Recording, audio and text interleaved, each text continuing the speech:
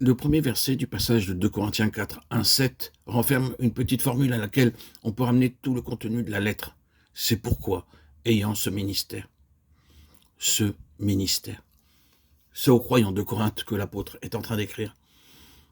Et une des caractéristiques de cette lettre, comme des lettres de Paul en général, est qu'il se place vis-à-vis de ses destinataires sur un pied de dépendance mutuelle. Ils se regardent comme unis à eux. Et il les regarde comme unis à lui, de telle sorte que tout ce qui surgit entre eux devient un problème commun. Il ne dit pas « puisque j'ai ce ministère », il dit « nous avons ce ministère ». Si nous jetons un coup d'œil sur les autres parties de la lettre, soit en avant, soit en arrière, nous pouvons nous rendre compte qu'en effet, il traite avec ceux auxquels il écrit comme s'ils étaient un avec lui.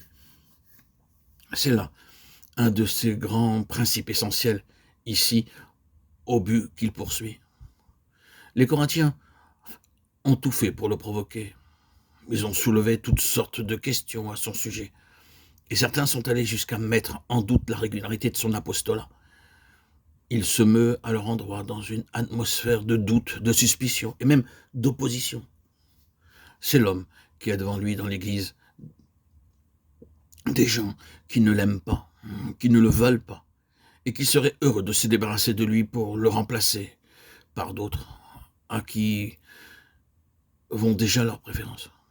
Voilà le genre de difficultés qu'il a affrontées, difficultés communes à bien des ministères. Comment se comporter dans l'Église avec des gens qui, à franchement parler, ne vous aiment pas, ne vous veulent pas, et répandent sur votre compte toutes sortes d'appréciations peu dignes. Le Saint-Esprit, en pareil cas, et c'est là une des belles expressions de la sagesse divine, se solidarise avec eux, leur fait constater qu'ils sont impliqués dans sa propre situation, et lui dans la leur, et traite la chose comme un problème commun aux deux parties. C'est ce que fait Paul. Il descend, pour ainsi dire, au milieu d'eux, et se met à leur parler comme s'ils avaient tous à faire face, eux et lui, aux mêmes difficultés. C'est pour cela qu'il dit « nous avons ce ministère ».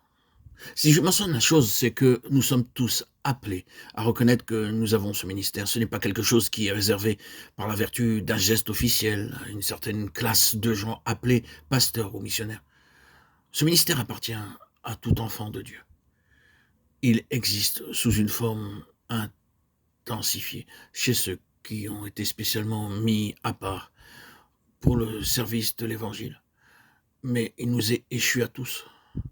Quand nous pensons au ministère, nous ne nous représentons pas quelque chose de distinct et de séparé, appartenant en propre à une catégorie privilégiée de croyants.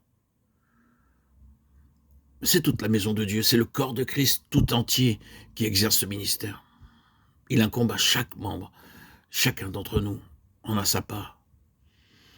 Aussi ces mots s'appliquent-ils à vous autant qu'à moi. Nous avons ce ministère.